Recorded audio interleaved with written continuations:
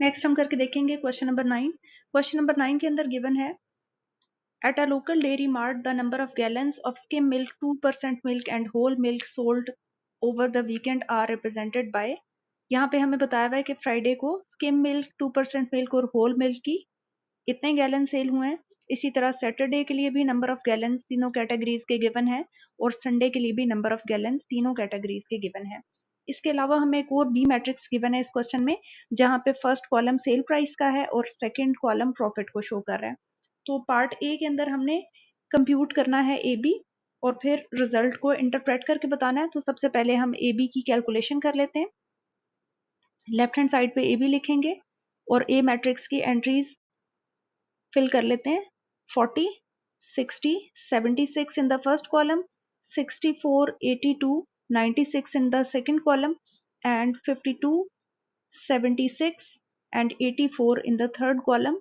और हमने इसको मल्टीप्लाई करवाना है बी मैट्रिक्स के साथ जिसकी फर्स्ट कॉलम है 40, 60, 76 और सेकंड कॉलम है 64, 82 एंड 96। अब हम मल्टीप्लिकेशन स्टार्ट करके देखते हैं। तो मल्टीप्लिकेशन में फर्स्ट रो सिलेक्ट करेंगे, फर्स्ट रो को फर्स्ट कॉलम के साथ मल्टीप्लाई करेंगे। फर्स्ट रो की पहली एंट्री 40 है और कॉलम की एंट्री भी 40 है, तो 40 मल्टीप्लाई हो जाएगा 40 के साथ, हमारे पास प्लस का साइन आ जाएगा। सेकंड एंट्री मेरे पास 64 है और 64 मल्टीप्लाई होगा second entry of the column से, दैट इज 60।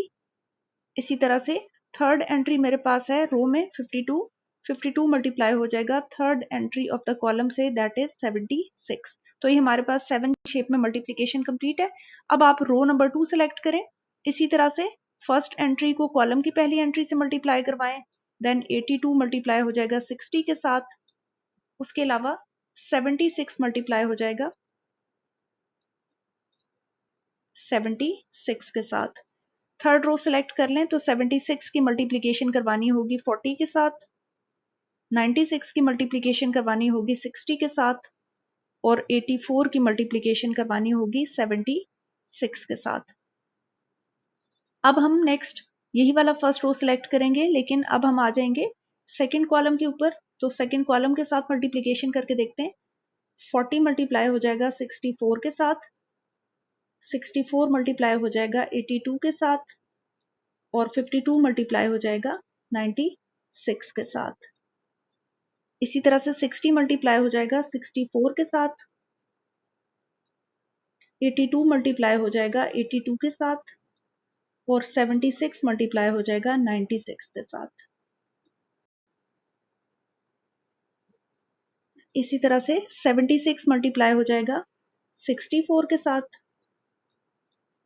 96 मल्टीप्लाई हो जाएगा 82 के साथ और 84 मल्टीप्लाई हो जाएगा 96 के साथ।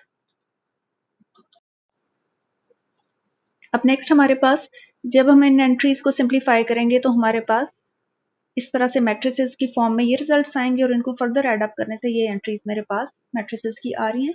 अब हम इन रिजल्ट्स को थोड़ा सा इंटरप्रेट करके बताते हैं। हमारे पास जो फर्स्ट कॉलम था, first column gives the total amount obtained using the selling price of column B.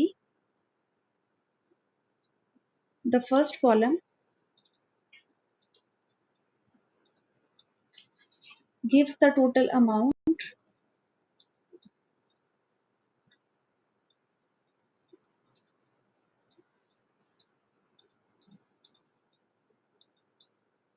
obtained using the selling price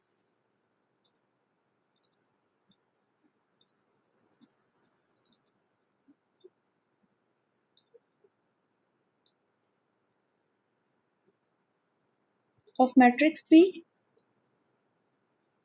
and the second column, हमारे पास ये जो सेकंड कॉलम है ये कैसे आ रहा है? The second column gives the total amount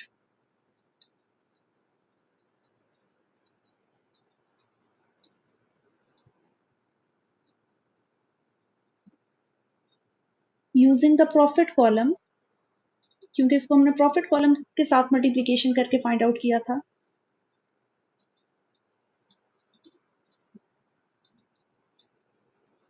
of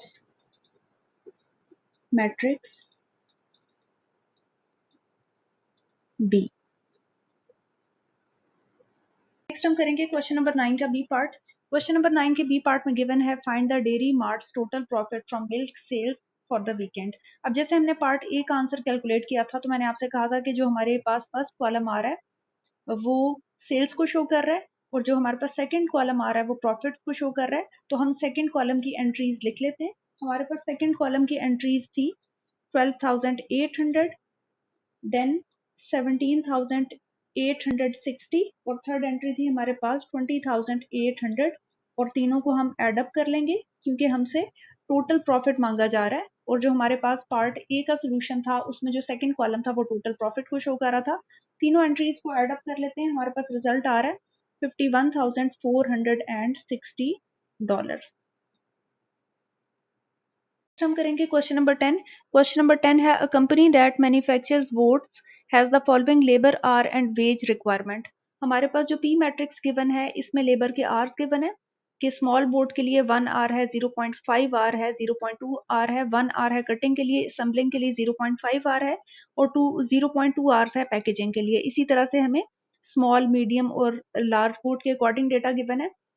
matrix Q के अंदर हमें प्लांट ए में वेजेस गिवन है और प्लांट बी में भी वेजेस गिवन है। तो इसका मतलब है कि हमें प्रोडक्ट क्यू के चाहिए पी क्यू, तो हम मल्टीप्लिकेशन से स्टार्ट करेंगे। मल्टीप्लिकेशन में पी मैट्रिक्स को मैं क्यू से मल्टीप्लाई करवाऊंगी क्योंकि पी मैट्रिक्स जो था वो नंबर ऑफ आवर्स को शो कर रहा था जो लेबर्स काम करेंगे और जो क्यू मैट्रिक्स था वो प्लांट ए और प्लांट बी में हमें बताएगा कि कितनी पेमेंट्स की जा रही हैं। तो नंबर ऑफ आवर पेमेंट्स के साथ मल्टीप्लाई होते जाएंगे।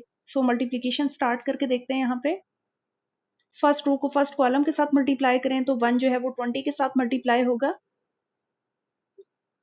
0.5 16 के साथ मल्टीप्लाई होगा और 0.2 12 के साथ मल्टीप्लाई होगा। इसी तरह से सेकंड रो को फर्स्ट कॉलम के साथ मल्टीप्लाई करेंगे तो 1.6 20 के साथ मल्टीप्लाई होगा, 1 16 के साथ मल्टीप्लाई होगा और 0.2 12 के साथ मल्टीप्लाई होगा। इसी तरह से 2.5 20 के साथ मल्टीप्लाई होगा, 2 16 के साथ मल्टीप्लाई होगा और 1.4 12 के साथ मल्टीप्लाई होगा। फर्स्ट रो को सेकंड कॉलम के साथ मल्टीप्लाई करेंगे तो 1 16 के साथ मल्टीप्लाई होगा, 0.5 12 के साथ मल्टीप्लाई होगा और 0.2 8 के साथ मल्टीप्लाई होगा। इसी तरह से 1.6 को 16 के साथ मल्टीप्लाई करवा दें, 1 को 12 के साथ और 0.2 को 8 के साथ। 2.5 को 16 के साथ मल्टीप्लाई करवा लें, 2 को 12 के साथ मल्टीप्लाई करवा दें और 1.4 को 8 के साथ मल्टीप्लाई करवा दें। नेक्स्ट हमने इन वर्किंग्स को सिंप्लीफाई कर लिया है। तो सिंप्लीफिकेशन में आपके पास पहले इस तरह मैट्रिक्स आएगा, फर्दर मैं एंट्रीज को एड अप करूंगी तो मेरे पास पी क्यू का रिजल्ट इस तरह से आ जाएगा। अब अगर हम इन रिजल्ट को एनालाइज करें तो हमारे पास ये शो हो रहा है कि प्लांट ए में अगर हम स्मॉल बोट को प्रिपेयर करेंगे तो हमारे पास जो कॉस्ट है वो 30.4 बनेगी और अगर प्लांट बी में उसी स्मॉल बोट को प्रिपेयर करेंगे तो हमारे पास जो कॉस्ट है वो 23.6 बनेगी। सो यहाँ पे हम इंटरप्रेट कर देते हैं। So cost of making small boat in plant A is 30.4 and in plant B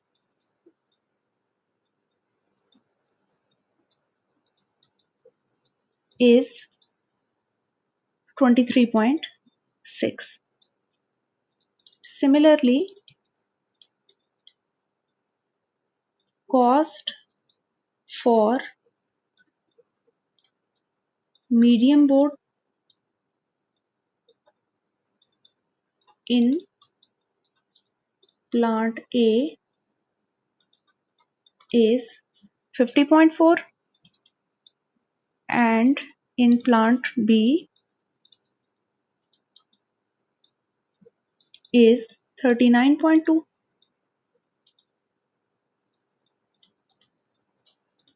Cost of large boat in plant A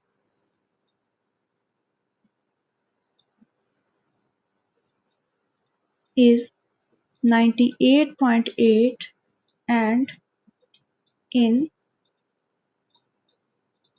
plant B is 75.2. So तीनों का अगर हम कंपैरिजन कर लें, so cost in plant B is more cheaper for all types of boats. तमाम किस्म की boats के लिए अगर हम प्लांट बी यूज करेंगे तो वो ज्यादा बेहतर होगा, उसमें हमारी कॉस्ट कम आएगी.